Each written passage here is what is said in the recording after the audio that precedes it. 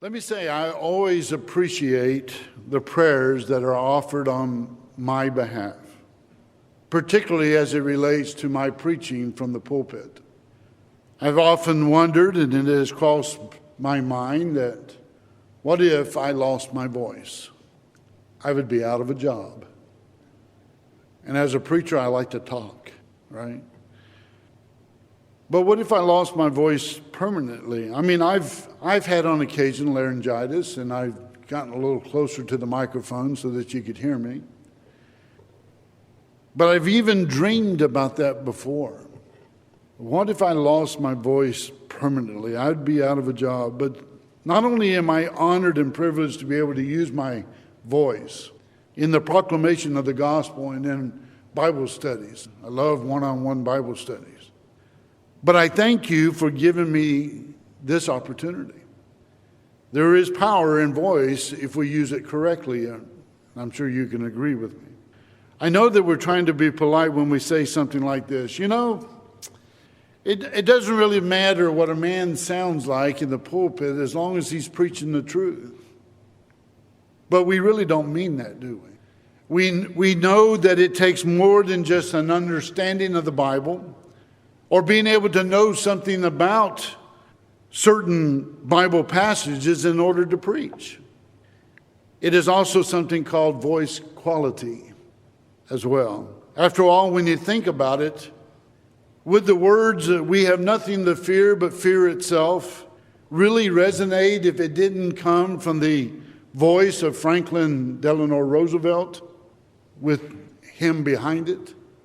Ask not what your country can do for you, but what you can do for your country. If it wasn't for John F. Kennedy to be behind those words that were said. I have a dream needed the voice of Martin Luther King Jr. Mr. Gorbachev, tear down this wall if it wasn't from the voice of Ronald Reagan, the president at that time, and his powerful voice quality enough to say that. You see, there is power in voice. And so it is that the God of heaven spake, and he created it all just through the use of his voice. We read about John the Immerser. He says he was a voice crying in the wilderness, right? John 1:23. Oh, the power of that voice. From the cross, Jesus would cry, "Eli, Eli, lama sabachthani," when translated means, my God, why hast thou forsaken me?" Matthew 27:46. Or, "Father, into thy hands I commend my spirit," Luke 23:46. Would it have not been chilling to have stood in the very vicinity of the cross and to be able to hear the words of Jesus being spoken at that particular time? To hear the power of his voice and why he was saying that. Tonight I want to talk about a different kind of voice, and that is the voice of wisdom. The voice of wisdom that cries forth from the pages of God's Word. We know that the world needs more than just knowledge, more than just education, more than just information. It also needs wisdom.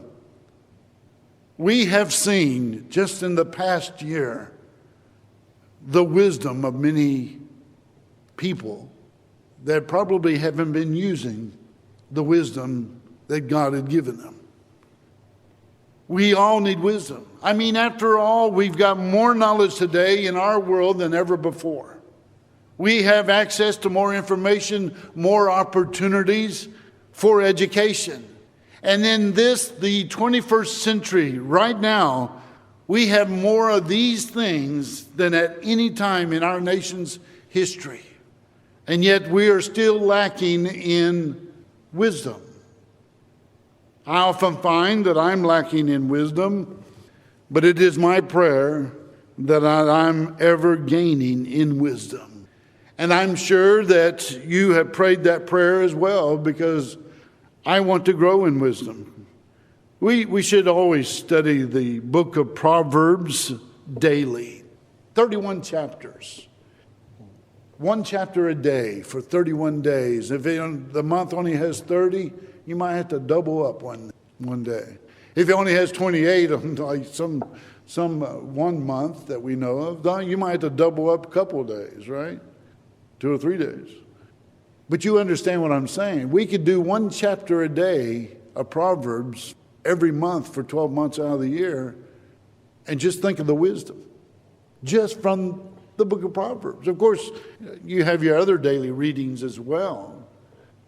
But look how much wisdom we can gain from that. Of course, we should study from every book of the Bible, but a study of the book of Proverbs daily will truly give us a big dose of divine wisdom, you see. Proverbs, it's a book of sayings, wise sayings, divine wisdom, divine sayings. And when you consider that word Proverbs, what does it mean? It is short sayings that is widely used to express an obvious truth, a maxim, a adage or attaché, right? There are many books that have been written, filled with Proverbs by different people. An ounce of prevention is worth a pound of cure. It's an old proverb that states the truth. Might not be in the Bible, but somebody said it at one time. George Bailey, great gospel preacher, has always had a knack for maxims or proverbs. For example, the reason that Jesus was so interesting to others is because Jesus was so interested in others. He said that. And that wowed me. Listen to it again. Jesus was so interested and so interesting to others because Jesus was interested in others. It matters not what you say. It matters not what you save if you lose your soul. It matters not what you lose if you save your soul. Wise saying, a proverb. The way to keep from being a busybody is to keep the body busy, right? I like these kind of expressions. Maybe that's why I like the book of Proverbs so much. Proverbs, a book of divine wisdom, the book of divine sayings. It's been said that the first 9 chapters of the book of Proverbs forms a connected didactic poem in which wisdom is praised. Think about Psalm 119. That's a great tribute to the Bible. But the Word of God is praised in that one chapter, the longest chapter of all the Bible. But the book of Proverbs, wisdom is praised. Solomon was its primary author and collector, and they bear the mark of divine approval. What a man was Solomon, the son of David. I talked more about the father this morning as he admonished his son, but tonight I want us to consider something about his son. For example, in 1 Kings 4 and verse 32 and following, we learned that he spake 3,000 proverbs, and his songs were 1,005. And he spake of trees, from the cedar tree that is in Lebanon, even unto the hyssop that springeth out of the wall. He must have been a famed botanist. Not only that, it says that he spake also of beasts and of fowl and of creeping things and of fishes. He had wisdom in all those areas. He was an expert zoologist, right? And what a counselor he was. Verse 34, and there came all people to hear the wisdom of Solomon from all kings of the earth, which had heard of his wisdom. He prayed for his wisdom, didn't he? The prayer that he offered to the God of heaven was a prayer that was honored and respected by the God of heaven. And that's what God wanted to hear. This man Solomon, he prayed for wisdom and he was wise. And so tonight, for just a few moments, let's study wisdom from the book of wisdom. And I want you to notice in particular chapter 4 of the book of Proverbs, chapter 4. And notice in chapter 4 and verse 7, where it says that wisdom is the principal thing. That's the most important thing that you can gain in life, and that's divine wisdom. He says, wisdom is the principal thing. Therefore, get wisdom. And with all thy getting, get understanding. What is the best gift a father could give to his sons and his daughters if it isn't but the gift of wisdom? Really, when you consider what David said to Solomon as David's life was about to end, he was just giving wisdom to his beloved son, Solomon. Face the fact, death is just around the corner. Fix your focus. And then he gave them the formula for faithfulness. First of all, when you consider who is the author of these Proverbs, you will notice that David not only admonished his son, Solomon, but now Solomon is doing the same thing to his son. And so let's notice the father's admonition, verses 10 and 11 of Proverbs 4. Hear, O my son, and receive my sayings, and the years of thy life shall be many. I have taught thee in the way of wisdom. I have led thee in right paths. You know, back in the 1950s, there was a popular television show called Father Knows Best. Some of you might remember that. Starring Robert Young and Jane Wyatt, and an ode to return to shows like that. Father Knows Best. Leave It to Beaver, the Donna Reed Show, where family values are extolled. And it would do us good to follow that kind of programming again. And Father Knows Best, you might remember the respect, the reverence in which the family of Jim Anderson had held to him. Father knows best as a general rule, right? Father knows best. Fathers can make mistakes, no doubt. Mothers can make mistakes. All of us are going to make mistakes along the way. And yet, if parents do not have good sense, if parents have not learned through preparation, through education, through observation, they are not ready to be parents, are they? Because you see, what our children need from us is wisdom. Wisdom that comes from and through preparation, through education, through observation, through our experiences. This idea that has become quite common in many circles today among our social liberals is that a child ought to be just left to himself, unrestrained. Always let the child freely express himself without any correction, of which this is foolishness, isn't it? If this was true, if it is the kind of idea that we are to follow, then what's the need for parents? Let me tell you, dear friends, those parents that have allowed their children to express themselves growing up, that were in the grocery cart or buggy or whatever you might want to call it, in the grocery store, and they're just having a fit and they won't settle until you pacify them with something. Those are the parents today. Those are the ones that are out looting and burning down buildings and carrying on like they have no restraint. I wonder why. There was no restraint when they were growing up. Why should they be restrained today? That's why there's so much turmoil in our world today. Burning the flag in buildings, tearing down statues, disrespecting authority, and looting. It's all because parents did not want to hinder their children and their children's progress in life, and yet wanted them to express themselves. Let me tell you, what they're doing to their children is sad. It's wrong. God said children need parents who care for the well-being of their children to learn about respect and authority. If I saw one of my granddaughters playing too close to the street, what should I do? Well, I could think, she needs to freely express herself, and so why would I want to restrain her? If I do, I might hurt her self-esteem. No.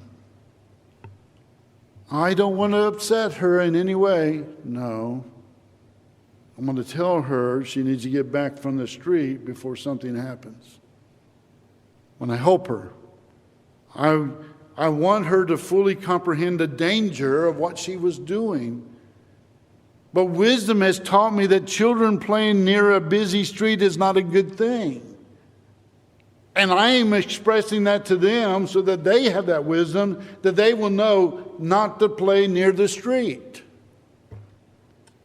Guess what they're going to teach their children? A busy street is not a place to be playing. Because I love my grandchild, I would let her know quickly to get back away from that street. Wisdom is so much needed, isn't it? We must apply wisdom to more than just the physical. Notice again, verse 10. He says, "Hear, O my son, and receive my sayings." Why? "So that the years of thy life shall be many." That's pretty simple enough. I figured that one out. "I have taught thee in the way of wisdom. I have led thee in right paths." That's what wisdom will do. Wisdom will teach you what is the right path. And so apply this wisdom to our children, passing it along to them is normal. It's the natural way for parents to respond to their children. We use wisdom because we're looking out for their best interests. Put these passages down in your notes in connection with this. Matthew 7:9. Matthew 7:9. Looking out for our children's best interest requires wisdom. We'll look at verses 9 through 11. Matthew 7:9 through 11. "Or what man is there of you whom if his son asks bread, will he give him a stone? Or if he asks a fish, will he give him a serpent? If ye then, being evil, knowing how to give good gifts unto your children, how much more shall your Father which is in heaven give good things to you?" Oh, he says to them that ask him. Now go from over there into the book of Hebrews, Hebrews chapter 12, and we're looking out for the best interests of our children. That's why we seek wisdom, isn't it? Hebrews 12, verses 9 and 10. Hebrews 12, 9 and 10. "Furthermore, we have had fathers of our flesh which corrected us, and we gave them reverence. Shall we not much rather be in subjection unto the Father of spirits and live?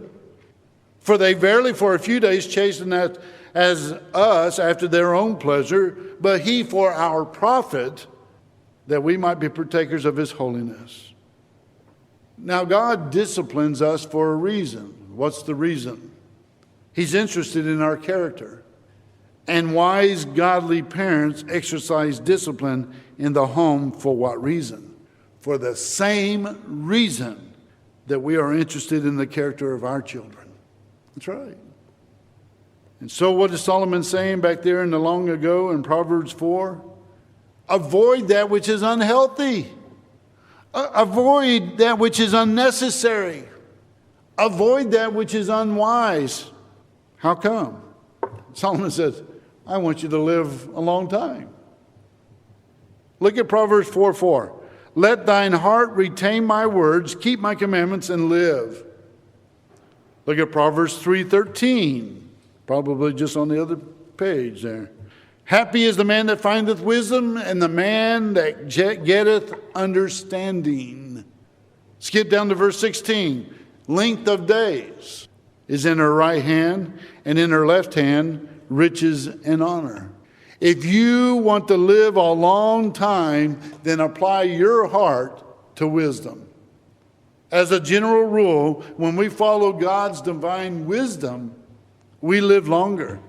And for sure, we live better. And so here, we have in Proverbs 4 a father's admonition. Here's the second thing I want you to get from this particular chapter. Not only do we get a father's admonition, but we have a father's assurance. Look at these two verses, verses 12 and 13 of Proverbs 4. "When thou goest, thy steps shall not be straitened, and when thou runnest, thou shalt not stumble. Take fast hold of instruction, let her not go. Keep her, for she is thy life." Your life is dependent upon wisdom. Oh, Maybe I should say it as a question. Your life is dependent upon wisdom? If you're going to be foolish, you're going to have a rough life ahead of you, a rough road to hold. But he says, get a hold of wisdom, and it will do something for you. Notice that phrase, thy steps shall not be straitened. The New American Standard Version says, thy steps shall not be impeded. The New King James Version says, your steps will not be hindered. But I think really what the text is admonishing us here is this. Your paths will be enlarged, you see. If you will apply your heart to know wisdom, the path of life will not be narrowed. It will not be cramped. Opportunities will abound for you if you will be wise. Your borders will be enlarged. Life will have meaning. You will be useful. You will be somebody. Now, think about that for just a moment. Wisdom is more than just education, more than just knowledge. But think about this. If a person takes knowledge and education along with talent and skills and then uses wisdom, just imagine what that person can do. Be amazing. Be amazing what that person can do. Oh, a person can get education. A person could have some knowledge, some talents, but not have wisdom. They will not make it very far, will they? We could think of some great preachers from yesteryear, those who were more noble. When we think of someone like George Bailey and Tom Holland and Johnny Ramsey and Wendell Winkler and just many others, that through their education, through their skill, their wisdom, have been those who have risen to the top of their field and in great demand. This congregation here at Central has been able to have such men as those I mentioned to do gospel meetings here for us. In fact, Johnny Ramsey preached here for 3 years. And oh, the wisdom of those great men. Quite a few years ago, there was a very popular book in the religious circles, and it was based upon the prayer of Jabez. You might remember that. Look at 1 Chronicles, if you will, 1 Chronicles chapter 4, and we'll look at verse 9 and 10. 1 Chronicles 4, we'll look at verses 9 and 10. And I want us to notice the prayer of Jabez and its connection to Proverbs. And Jabez was more honorable than his brethren, and his mother called his name Jabez, saying, because I bear him with sorrow. And Jabez called on the God of Israel, saying, oh, that thou wouldest bless me indeed, and enlarge my coast, and that thine hand might be with me, and that thou wouldest keep me from evil, that it may not grieve me. And God granted him that which he requested. Enlarging one's borders, right? Through wisdom. Isn't that what the wise man is saying there in Proverbs 4 and verse 11 when he says that I have taught thee in the ways of wisdom, I have led thee in right paths. When thou goest, thy steps shall not be straitened, and when thou runnest, thou shalt not stumble.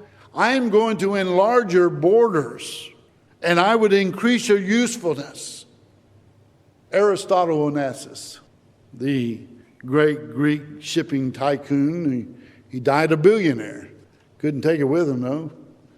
He said he discovered early in life that if he slept like 2 to 3 hours less than most people, he could get more work done and make more money.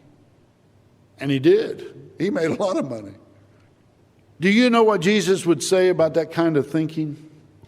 In Luke 16 and verse 8, Jesus said, for the children of this world are in their generation wiser than the children of light. Jesus is saying, oh, if my people could apply that kind of thinking to the spiritual, just think how amazing that could be. It would be amazing of what one could accomplish by just choosing to sleep just 2 or 3 hours less to be able to help someone. If you want to see what makes churches grow and prosper, look at those who have grown and prospered. If there's something you want to do in life, something you want to accomplish, look at some others who've gone before you and see how they have done it. Follow their path. That's wisdom. Taking your skill and knowledge and know how to use it. And so we had a father's admonition. We have the father's assurance. You apply your heart to wisdom. But here's what's going to happen. In the third place, we have a father's aim. Look at Proverbs 4. Let's look at verses 25 through 27. He says, let thine eyes look right on, and let thine eyelids look straight before thee. Ponder the path of thy feet, and let all thy ways be established. Turn not to the right hand, nor to the left. Remove thy foot from evil. The reason the father is instructing the son to get wisdom is because not only is he interested in his son's protection, but likewise he's interested in his son's success.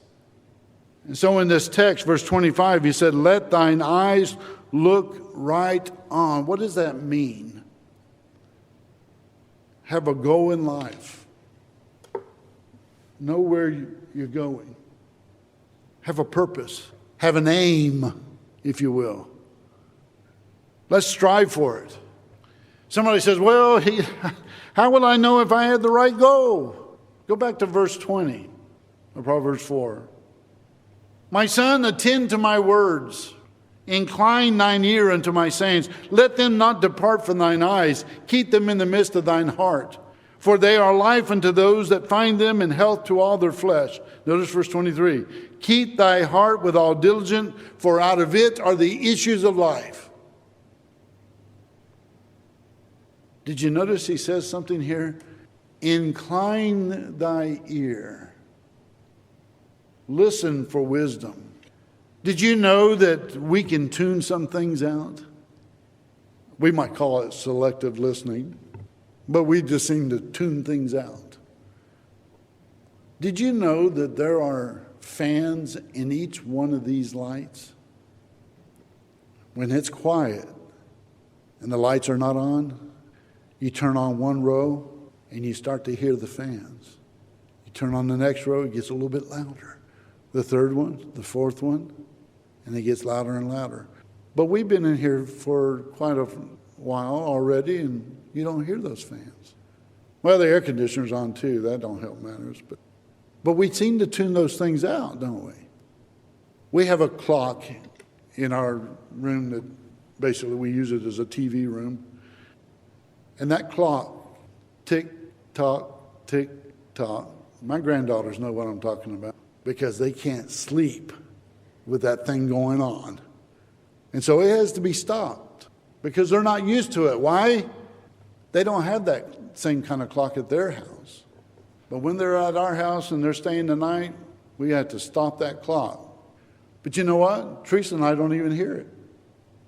Oh, yeah, ever so once in a while we'll hear it tick-tock, and I can always tell when it starts to slow down. It's time to wind it back up. It's one of those wind-up ones. But we tune those things out. Have you ever stayed in a different place and there are noises that might have been something that you're not accustomed to and you have trouble sleeping that night? Might be in a hotel, might be in a condo or some place like that. And it's just like, I don't know if I can sleep with that noise. What is that? Are those people going to party all night? Listen to that loud truck or car that's going by. And they keep going up and down the street. I'm not going to be able to sleep tonight. I'm not accustomed to that. Jesus said something like this. Therefore, be careful how you hear. Luke 8:18. Because if you are not careful, you can just tune some things out, those things that you don't want to hear. Incline your ear unto wisdom, and he says, keep thy heart with all diligence, for out of it are the issues of life. You see, a man lives out his life by what he keeps in his heart, doesn't he? Look at what Jesus said about this in Mark 7:21. He says, "For from within, out of the heart of men, proceed evil thoughts, adulteries, fornications, murders, thefts, covetousness, wickedness, deceit, lasciviousness, an evil eye, blasphemy, pride, foolishness. All these evil things come from within and defile the man." That which is seen in your life, that's just simply a reflection of what's really going on in your heart. And remember, this is your heart. This is just a blood pumping machine. For as a man thinketh in his heart, so is he. There's your heart. That's how you reason, you think, understand, and know, where you get wisdom. So let your heart be filled with divine wisdom that comes from the book of Proverbs. And that becomes the controlling force in your life. For you see, when my heart is right, when your heart is right, then our goals are right. God will approve them. And not only that, he will make it happen. Psalm 37:4. Delight thyself also in the Lord, and he will give thee the desires of thine heart. And so what's accomplished as we take heed to divine wisdom, when we take that divine wisdom and apply it. So he closes out this chapter. Ponder the path of thy feet. Watch where you're going. Don't just go because it's the thing to do. Where are you going? I don't know. I just want to go. I just got to go. You need to watch where you're going. Be wise. Ponder the path of thy feet, and let all thy ways be established. Know where you are going. And then he says in verse 27, turn not to the right hand, nor to the left. Remove thy feet or foot from evil. Keep on going. Right? Just keep on going. Just walk right on by. Watch where you're going, know where you're going, and keep on going. A path of wisdom, the voice of wisdom, calling forth, beckoning us to a richer, fuller, longer, and better life, preparing us for the life to come. And so the psalmist would say, so teach us to number our days. I think I heard that in a prayer, that we may apply our hearts unto wisdom. Psalm 90, verse 12. The wisest thing that a person could ever do, is to come to Christ.